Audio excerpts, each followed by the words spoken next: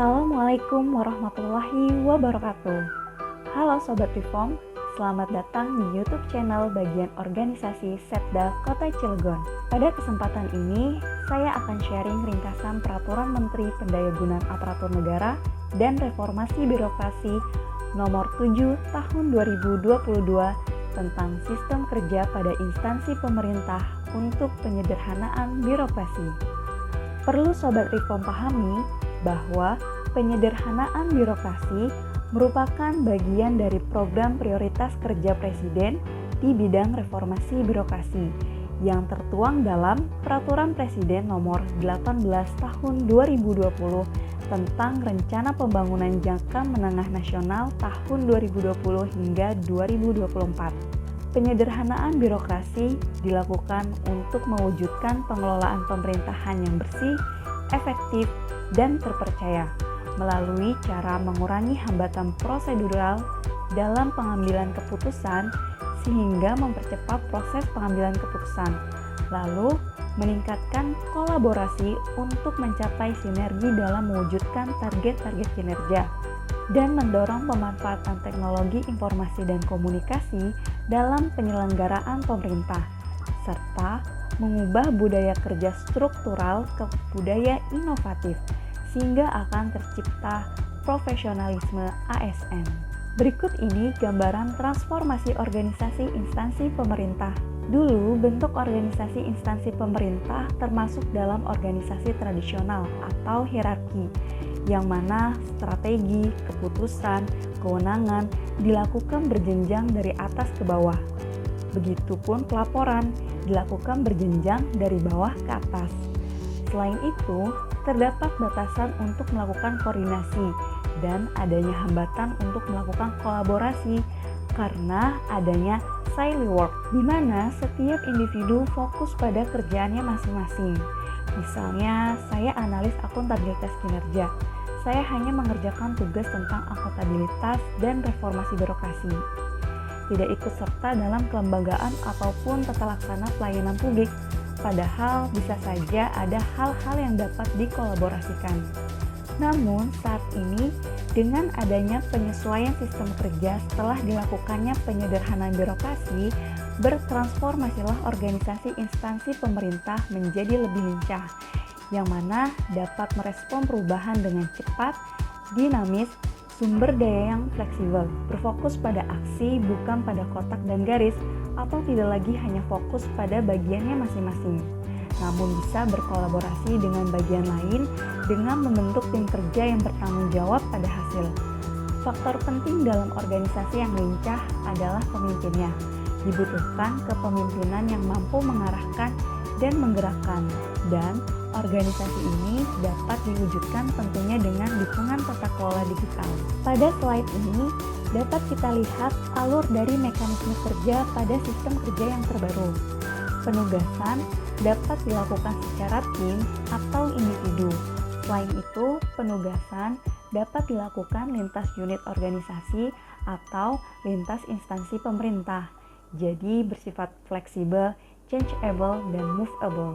Penugasan yang diberikan pun berdasarkan kompetensi dan kinerja organisasi, serta mengutamakan akuntabilitas dan kinerja organisasi. Dengan mekanisme kerja ini diharapkan dapat menghasilkan keputusan atau kebijakan yang cepat dan efektif. Dalam Permenpan Nomor 7 Tahun 2022 terdapat 7 gambaran unit organisasi dengan pemimpin yang berbeda-beda. Sebagai contoh, saya merupakan pelaksana di bagian organisasi sekretariat daerah. Maka saya akan membaca dan mengidentifikasi kedudukan para pejabat di unit organisasi sekretariat daerah, atau kalau dalam tampilan Permenpan di sini ada di opsi G. Pada unit organisasi sekretariat daerah provinsi atau kabupaten atau kota mungkin terlihat ada 3 level, yakni ada sekretaris daerah, asisten daerah, dan ada kepala biro atau kepala bagian. Padahal sebenarnya hanya ada 2 level, karena yang dilihat bukanlah eselon 1, eselon 2A atau 2B, tapi yang dilihat adalah JPT Madya, JPT Pratama, Administrator, Pengawas, JF, dan Pelaksana. Yang mana ini sesuai dengan ketentuan pada Undang-Undang Nomor 5 Tahun 2014. Di sini kita mengidentifikasi kedudukan para pejabat. Pertama kita lihat siapa yang menjadi pejabat penilai kinerja. Apabila sekretaris daerah sebagai pejabat penilai kinerja, maka kelompok jabatan fungsional dan pelaksana berkedudukan di bawah sekretaris daerah. Namun, apabila sekretaris daerah merasa rentang kendalinya terlalu luas, maka sekretaris daerah dapat mendelegasikannya ke asisten daerah. Dan apabila ternyata asisten daerah tidak menyanggupi sebagai pejabat penilai kinerja, maka pilihan terakhir adalah kepala biro atau kepala bagian sebagai pejabat kinerja, yang artinya kelompok jabatan fungsional dan pelaksana berkedudukan di bawah kepala biro atau kepala bagian. Lalu, bagaimana jika salah satu bagian di sekretariat daerah masih terdapat kepala subbagian atau pejabat level 3 dan atau pejabat level 4? Maka kita dapat melihat opsi F, yang mana opsi F yakni unit organisasi yang masih memiliki lebih dari 2 level struktur. Jadi, dalam unit organisasi tersebut masih terdapat pejabat level 3 dan atau level 4. Kedudukan pejabat fungsional dan pelaksana ditempatkan di bawah pejabat level 1 atau bisa di level 2, tergantung siapa yang menjadi pejabat penilai kinerjanya. Untuk pejabat level 3 dan atau pejabat level 4, dia akan sebagai pelaksana koordinasi atau dapat dikatakan sebagai ketua tim. Bisa dibilang pejabat level 3 dan atau pejabat level 4 ini sebagai ketua tim permanen.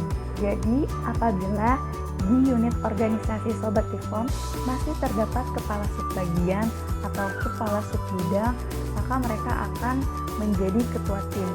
Untuk mengetahui kedudukan para pejabat di unit organisasi masing-masing, Sobat Tifom dapat membaca lampiran Permenpan nomor 7 tahun 2022. Dan diingatkan kembali, apabila dalam unit organisasi Sobat Tifom masih terdapat pejabat level 3 dan atau level 4 di salah satu bidang atau salah satu bagian, maka pejabat level 3 dan atau pejabat level 4 tersebut berperan sebagai ketua tim. Selanjutnya, tahapan mekanisme kerja. Mekanisme kerja pasca penyederhanaan struktur organisasi terbagi menjadi 3 tahapan, yaitu tahapan perencanaan, tahapan pelaksanaan, dan tahapan evaluasi.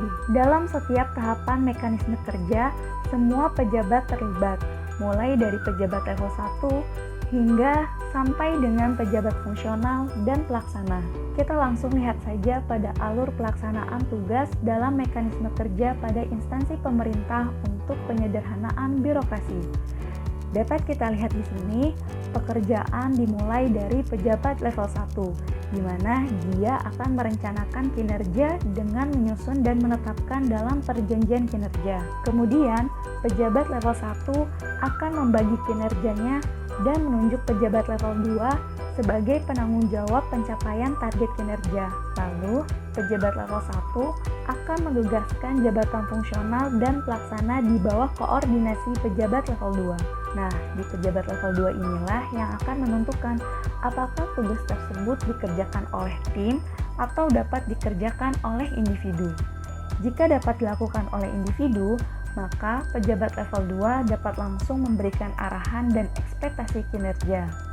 Namun, apabila tugas tersebut dikerjakan oleh tim, maka pejabat level 2 perlu mengidentifikasi apakah diperlukan jabatan fungsional lintas unit atau tidak. Jika iya, pejabat level 2 akan memproses pelibatan jabatan fungsional lintas unit. Setelah tim terbentuk, pejabat level 2 akan memberikan arahan dan ekspektasi target kinerja. Kemudian, individu atau tim yang ditugaskan akan menyusun rencana pelaksanaan kegiatan dan anggaran untuk pencapaian kinerja. Selanjutnya, dalam tahap pelaksanaan, baik individu maupun tim menyusun rincian pelaksanaan kegiatan, membagi peran anggota, melaksanakan kegiatan sesuai perencanaan. Setelah kegiatan dilaksanakan, selanjutnya penyampaian hasil pelaksanaan kegiatan oleh individu atau tim kepada pejabat level 2. Nanti pejabat level 2 akan mereview hasil pelaksanaan kegiatan. Apabila sudah sesuai dengan ekspektasi, maka pejabat level 2 akan meneruskan hasil pelaksanaan kegiatan ke pejabat level 1. Pejabat level 1 akan mereview hasil pelaksanaan kegiatan. Dan apabila sudah sesuai dengan ekspektasi, maka tugas itu pun selesai. Penugasan. Dalam penugasan ada beberapa prinsip yang perlu kita pahami, yakni penugasan diberikan oleh pejabat penilai kinerja atau pimpinan unit organisasi. Penugasan pun mempertimbangkan kompetensi, keahlian, dan atau keterampilan, mengedepankan profesionalisme dan kolaborasi. Penugasan pun diberikan kepada pejabat fungsional dan pelaksana baik secara individu atau tim kerja. Penugasan dalam tim kerja dapat melibatkan lebih dari satu jenis jabatan. Penugasan ditetapkan oleh pejabat penilai kinerja atas usulan pimpinan unit organisasi. Penugasan yang diberikan kepada pelaksana atau pejabat fungsional harus melihat beban kerja dari individu tersebut. Jangan sampai ada seseorang yang kelebihan beban kerja sehingga tugasnya pun tidak dapat dilaksanakan dengan baik. Selanjutnya, seorang pejabat fungsional dan pelaksana dapat ditugaskan lebih dari satu tim atau lebih dari satu target kinerja. Penugasan dapat melalui penunjukan dan atau pengajuan secara sukarela. Seperti yang telah kita bahas sebelumnya terkait penugasan, dalam mekanisme penugasan pun ada dua, yakni melalui penunjukan atau pengajuan sukarela. Untuk penunjukan, yaitu penugasan yang langsung diberikan oleh pejabat penilai kinerja dan atau pimpinan unit organisasi kepada pejabat fungsional atau pelaksana untuk melaksanakan kinerja tertentu. Penunjukan dapat dilakukan dalam unit organisasi, lintas unit organisasi, atau bisa juga lintas instansi. Adapun penugasan yang berasal dari pengajuan sukarela, di mana pejabat fungsional atau pelaksana ditugaskan atas dasar permohonan aktif dari yang bersangkutan untuk dapat melaksanakan kinerja tertentu. Pengajuan sukarela dapat dilakukan dalam unit organisasi dan lintas unit organisasi. Kemudian yang paling penting juga dari setiap penugasan yang diberikan kepada pejabat fungsional atau pelaksana, yakni adanya instrumen penugasan berupa surat tugas atau surat keputusan. Instrumen penugasan ini diperlukan untuk penilaian kinerja pejabat fungsional dan pelaksana. Dengan adanya instrumen penugasan, tim penilai kinerja dapat yakin bahwa pejabat fungsional tersebut telah menerima tugas dari atasan dan melaksanakan tugasnya. Surat tugas diperuntukkan untuk pelibatan jabatan fungsional atau pelaksana yang berada dalam unit organisasi atau lintas unit organisasi. Sedangkan surat keputusan diperuntukkan untuk pelibatan jabatan fungsional atau pelaksana yang lintas unit organisasi atau lintas instansi. Kemudian selanjutnya terdapat pengelolaan kinerja.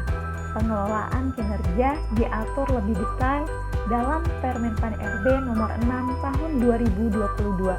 Pada slide ini tertera sekilas alur pengelolaan kinerja terkait dengan sistem kerja pada instansi pemerintah untuk penyederhanaan birokrasi. Menyambung dari tahapan mekanisme kerja yang sebelumnya telah kita lihat, di mana ada tahapan perencanaan, pelaksanaan, dan evaluasi.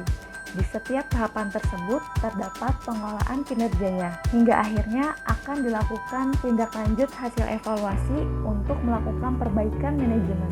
Sistem kinerja pada instansi pemerintah untuk penyederhanaan birokrasi perlu didukung dengan pemanfaatan teknologi informasi dan komunikasi, yang mana instansi pemerintah mengutamakan layanan administrasi pemerintahan berbasis elektronik melalui pemanfaatan aplikasi SPBE atau aplikasi umum berbagi pakai yang terintegrasi dalam mendukung kinerja instansi pemerintah. Keterpaduan pemanfaatan teknologi informasi dan komunikasi dalam mendukung sistem kerja dikoordinasikan oleh tim koordinasi SPBE instansi pemerintah. Sekian yang dapat saya sampaikan. Jika dirasa konten ini bermanfaat, silahkan like, share, and subscribe untuk menyebarluaskan kebermanfaatan konten ini. Terima kasih. Wassalamualaikum warahmatullahi wabarakatuh.